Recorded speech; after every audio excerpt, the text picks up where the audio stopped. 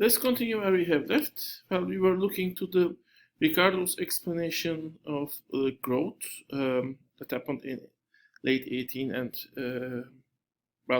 early 19th century. And we should actually maybe note that 19th century was a time when these big machines were first apparent in the factories. And Ricardo's argument was this big machinery. Beyond the division of labor, this big machinery, powerful machines, were able to increase the productivity of workers, and as a result, also the production level. Of course, now we know that the actual size of the machines were not that important, but sometimes small machines might be much more powerful and effective in production than large-scale machines. But at that time, as the machines become more powerful and effective, their relative size was also increasing. So it was also a visible process of larger and larger machines taking part in the production process.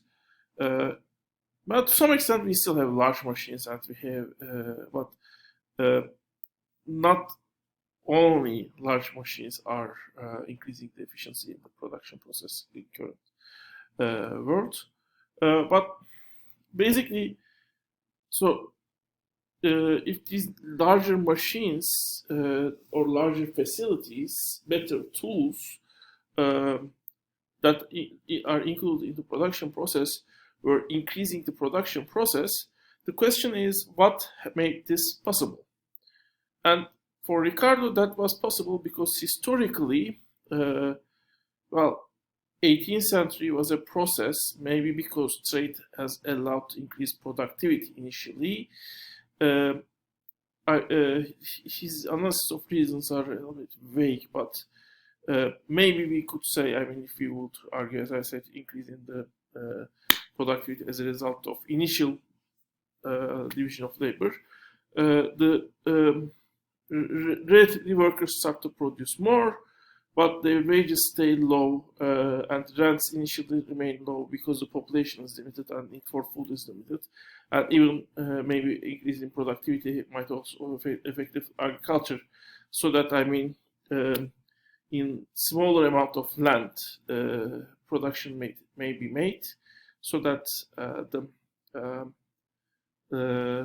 less fertile land might not be used anymore, which might have reduced rent, basically. And as rent and wage decreases, and if agriculture is more productive, then food prices also decreases, which will decrease the wages further, because in the end, wages will converge, maybe not initially, but ultimately converge to the rate where workers are just able to survive as a class. So basically, food costs are less, than that amount is less, so wages will ultimately converge to that amount. As a result, if wages decrease, rents decrease, the profit amount will ultimately increase. And that increase in profit allows the capitalists to make investments, and the specific type of investment called capital accumulation especially, and more they brought more machinery, better machinery into the factories, increased productivity of the workers, and as a result, growth happened. So will this process continue? According to Ricardo, no, because ultimately, as productivity increases,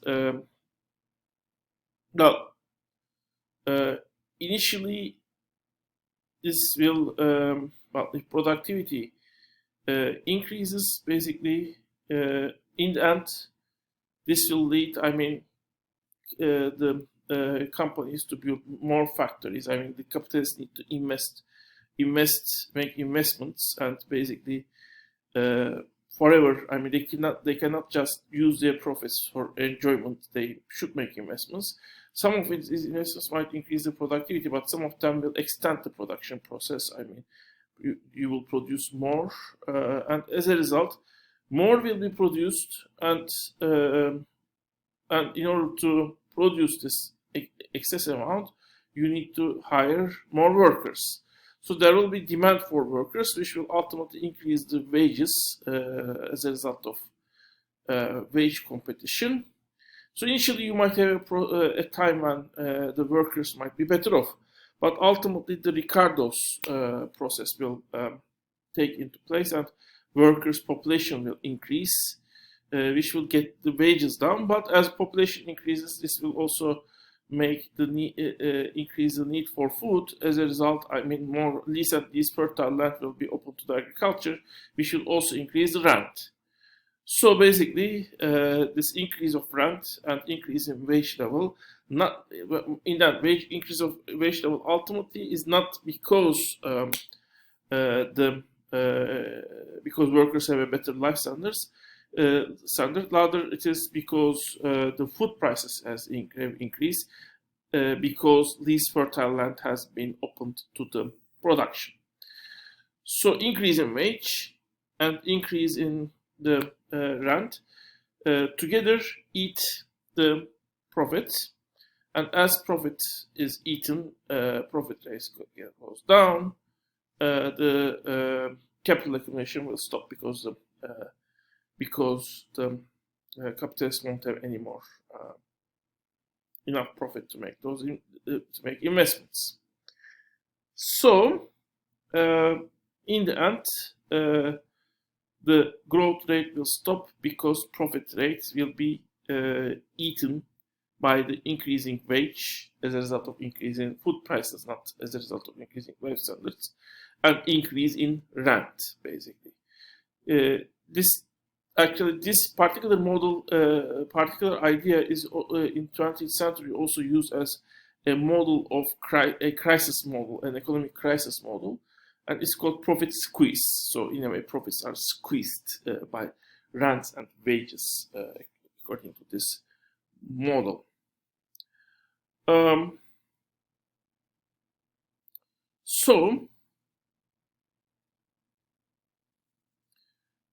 Well, the people who will be especially beneficial, who get benefit from this process, are the landlords, because they will get more and more income as a result of this process.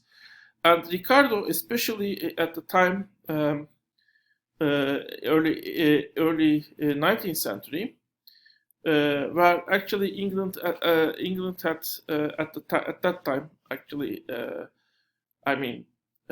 England had a war with France through the Napoleonic Wars, and at the time of Napoleonic Wars, there were the grain exports to the England, or grain imports by England from other countries of Europe, was very difficult.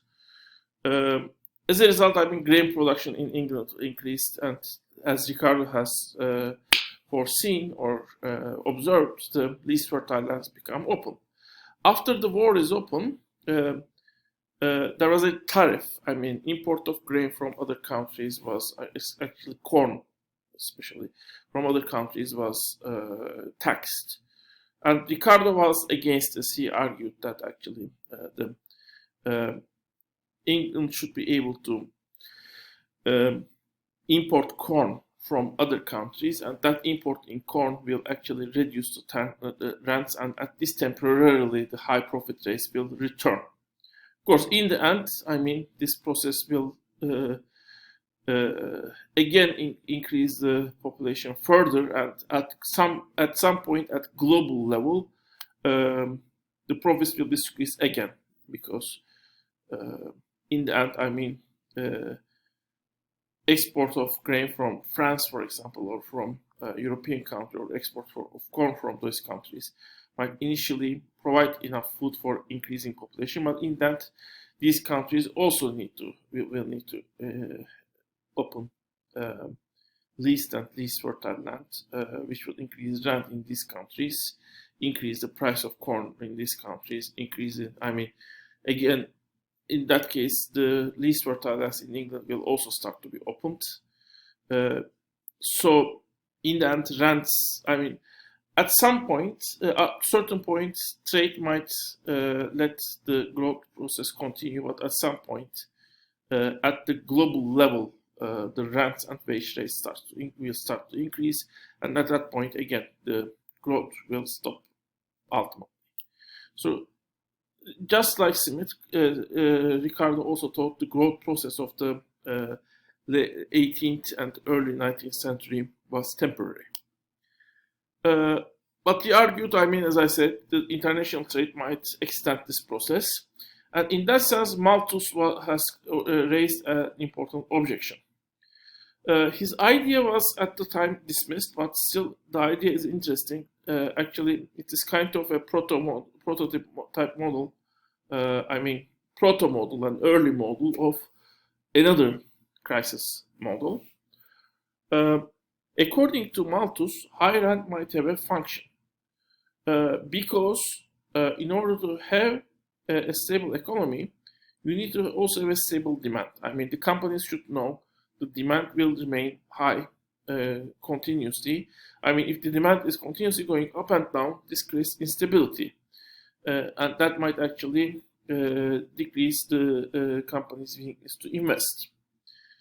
But when profit rates are high and rents are low, this might create an unstable demand. Why? This is Malthus' explanation of Malthus. He says, capitalists don't consume, they invest.